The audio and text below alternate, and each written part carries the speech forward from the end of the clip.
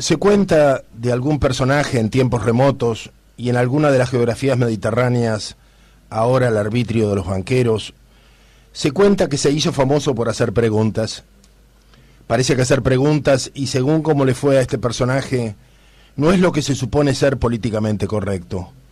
Parece que hacer preguntas incomoda, le gana a uno enemigos, y que algunos ante las preguntas hasta se salen de sí y no tienen más respuesta que la injuria y la amenaza. ¿Será por eso que al preguntón de Marras le hicieron tomar la cicuta y se fue aún más allá, donde dejó de molestar con sus preguntas? ¿Será tal vez que cada pregunta apunta una respuesta que el otro conoce en su fuero interior y que lo enfrenta a su conciencia como en un espejo? ¿Y será también que algunas preguntas apuntan a respuestas que no se quieren responder? ¿Será probablemente que las preguntas incomodan a los que no están bien consigo mismo, o como suele decirse, tienen el culo sucio, porque en privado reconocen que viven de eso que los muchos toman por un servicio, pero en público se rajan las vestiduras como actores de comedia y se echan cenizas sobre las cabezas, acongojados porque quien les pregunta los pondría en duda y porque su sensibilidad no soporta la prueba de una lógica indagadora desde la simpleza misma? Así nos pasó cuando le preguntamos a unos ambientalistas notorios la razón por la que cuestionaban al gobernador Scioli, pero no cuestionaban en cambio al ministro Lino Barañao o al jefe de gabinete Aníbal Fernández. Ni siquiera nos atrevimos a preguntarles cómo podían decirse ecologistas desde la crispación o desde ser candidatos del Carilindo de Morón. Y por suerte no lo hicimos, porque la respuesta no fue en realidad y propiamente una respuesta, sino que fue tan solo una catarata de injurias e improperios a través de las redes. Lo que más nos sorprendió fue que algunos atolondrados aprovecharon la volada para solidarizarse con el preguntado, como si el preguntado, en vez de haber sido preguntado, hubiese sido agredido por la pregunta que le hicimos. Pero lo más escandaloso de aquellos intercambios supuestamente ecologistas fue que aprovecharon la pregunta para reivindicar los derechos humanos, que al menos en este periodo de la Argentina está probado sirven tanto para un barrido como para un fregado, arguyendo que se les pretendía quitar a los preocupados por el ambiente sus derechos a elegir un partido político donde expresar sus sentimientos de ciudadanía. Uno se queda pasmado ante semejante desmesura, que expresa una profunda estulticia y que proviene de quienes se piensan a sí mismos como dirigentes, en especial porque todo ese desborde de irracionalidad es mera consecuencia de una pregunta realizada desde la simplicidad y desde los derechos a tratar de comprender. Luego, y como somos un poco contumaces en esto de hacer preguntas, lo reconocemos. Se nos ocurrió preguntarle a algunos líderes campesinos e indígenas, muchos de ellos con sus títulos académicos bajo el brazo, título que por supuesto que no los inhabilitan para ser campesinos, al menos en la medida que puedan exponer manos encallecidas por la labor agrícola en la que se supone se encuentran, y no solamente la consabida camisa grafa y el gorrito de lana. Les preguntamos ¿cómo se podía respaldar a un gobierno que se propone aumentar en un 50% el territorio sembrado de soja y a la vez mostrarse como dirigentes opositores a ese mismo modelo productivo en una provincia victimizada por la expansión de la frontera sojera, tal como resulta ser Santiago del Estero? Se nos ocurrió preguntarles asimismo cómo se podía estar en ambos lados del mostrador, siendo funcionarios por una parte y siendo víctimas de los ojeros por la otra. ¿Cómo se podían recibir beneficios del ministro que propicia una mayor sojización por una parte y a la vez manifestarse como de izquierda por la otra, exponiéndose como las víctimas de un sistema y a la vez como los protagonistas y hasta como la vanguardia de la lucha contra el capitalismo? Y de nuevo la respuesta fue una catarata de injurias, improperios y amenazas. En realidad no estamos haciendo solamente preguntas, claro está. Cuando las hacemos, estamos tratando de exponer la complejidad de un sistema mundo que llamamos globalización y que en la Argentina está conducido por muchos antiguos exponentes de la izquierda, abonados hoy a las nuevas circunstancias del agronegocio, pero que mantienen intactas sus capacidades de seducir, manipular y maquillar. No hay lugar para la inocencia en una complejidad como la que vivimos, donde nada es lo que parece ser y donde las políticas son meros simulacros sobre los escenarios del dominio neocolonial y la explotación del hombre por las corporaciones. Si algunos diputados oficialistas por Misiones respaldan la lucha contra las fumigaciones en cualquier provincia que no sea la propia, y si los miembros del partido de Wiener o quienes lo respaldan se permiten posiciones críticas y hasta de médicos fumigados en cualquier otro lugar que no sea la provincia de Santa Fe, sin lugar a dudas les resultará molesta nuestros interrogantes, pero en verdad no es nuestra culpa, sino la propia responsabilidad de quienes no son capaces de responder las preguntas que se les hacen, y esa sí es nuestra inocencia, la nueva inocencia en épocas de complejidad y de capitalismos globales, en que lo único válido es partir de un pensamiento con memoria y con arraigo a la tierra. Ellos, a su vez, aquellos que no contestan nuestras preguntas, o que nos responden a la mala con otras preguntas, son exponentes de una intolerancia que crece como yuyo, con la incomprensión extendida de lo que sucede en el sistema mundo globalizado. Es comprensible, por otra parte, que el común deje de comprender la creciente complejidad y que muchos de nosotros debamos muchas veces marchar a ciegas y guiándonos por caminos con corazón. No hemos sido formados ni preparados para los cambios que se suceden con pasmosa velocidad y las amenazas crecientes que se ciernen como riesgos globales a la vida. Lo malo es creer que pueda haber manuales que nos explican o que nos expliquen lo que pasa desde las miradas y los conocimientos del siglo XIX,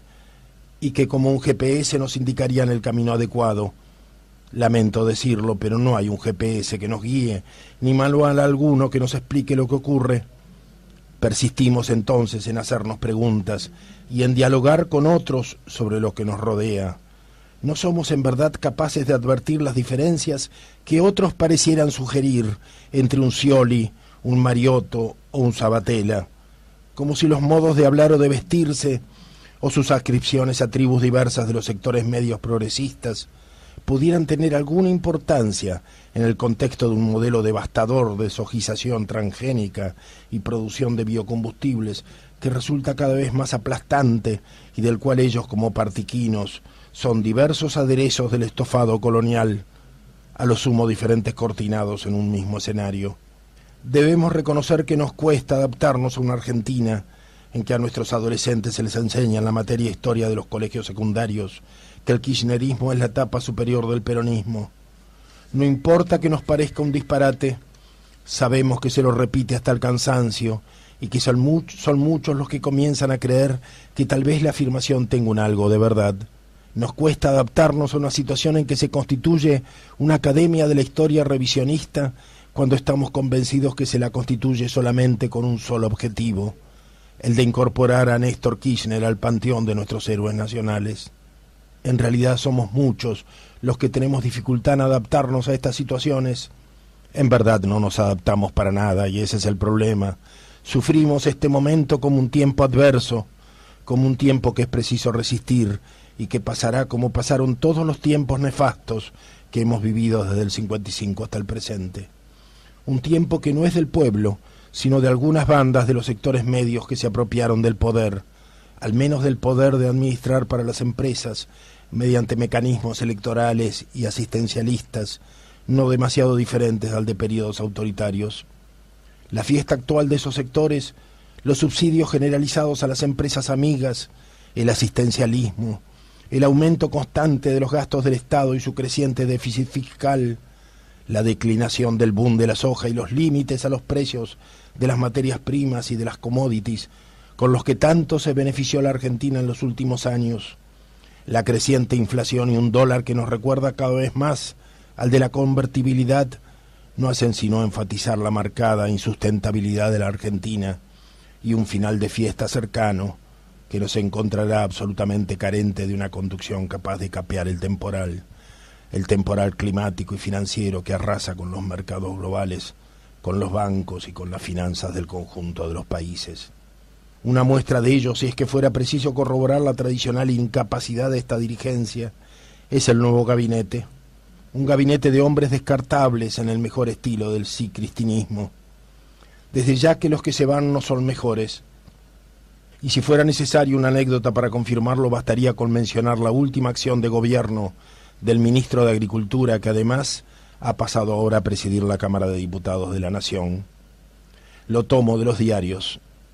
Horas antes de dejar su cargo, el ministro de Agricultura, Julián Domínguez, puso fin al estatuto que ponía a la Argentina como país libre de promotores de crecimiento para la producción de carnes. A pedido de productores de porcinos, habilitó un fármaco que permitiría incrementar hasta un 5% la producción de carne de cerdo, llamado ractopamina. Bien, ahora nosotros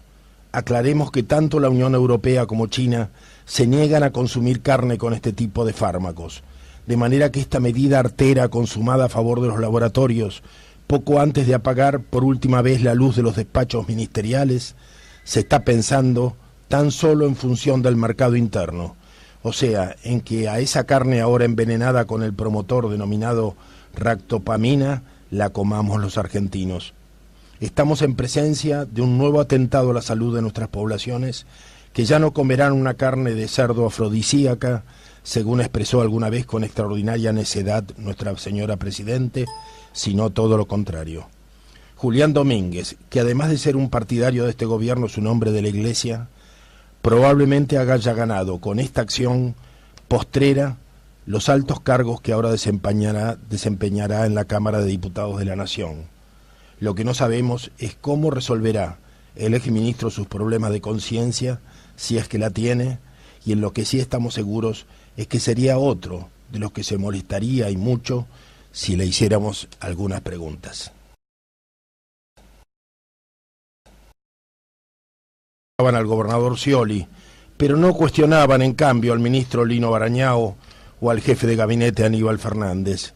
Ni siquiera nos atrevimos a preguntarles cómo podían decirse ecologistas desde la crispación o desde ser candidatos del Carilindo de Morón. Y por suerte no lo hicimos, porque la respuesta no fue en realidad y propiamente, y que lo enfrenta a su conciencia como en un espejo, y será también que algunas preguntas apuntan a respuestas que no se quieren responder. Será probablemente que las preguntas incomodan a los que no están bien consigo mismo, o como suele decirse, tienen el culo sucio, porque en privado reconocen que viven de eso que los muchos toman por un servicio, pero en público se rasgan. Se cuenta de algún personaje en tiempos remotos y en alguna de las geografías mediterráneas, ahora el arbitrio de los banqueros, se cuenta que se hizo famoso por hacer preguntas. Parece que hacer preguntas, y según cómo le fue a este personaje, no es lo que se supone ser políticamente correcto. Parece que hacer preguntas incomoda, le gana a uno enemigos, y que algunos ante las preguntas hasta se salen de sí y no tienen más respuesta que la injuria y la amenaza. ¿Será por eso que al preguntón de Marras le hicieron tomar la cicuta y se fue aún más allá donde dejó de molestar con sus preguntas? ¿Será tal vez que cada pregunta apunta una respuesta que el otro conoce en su fuero interior, en las vestiduras, como actores de comedia y se echan cenizas sobre las cabezas, acongojados, porque quien les pregunta los pondría en duda y porque su sensibilidad no soporta la prueba de una lógica indagadora desde la simpleza misma? Así nos pasó cuando le preguntamos a unos ambientalistas notorios la razón por la que cuestionaban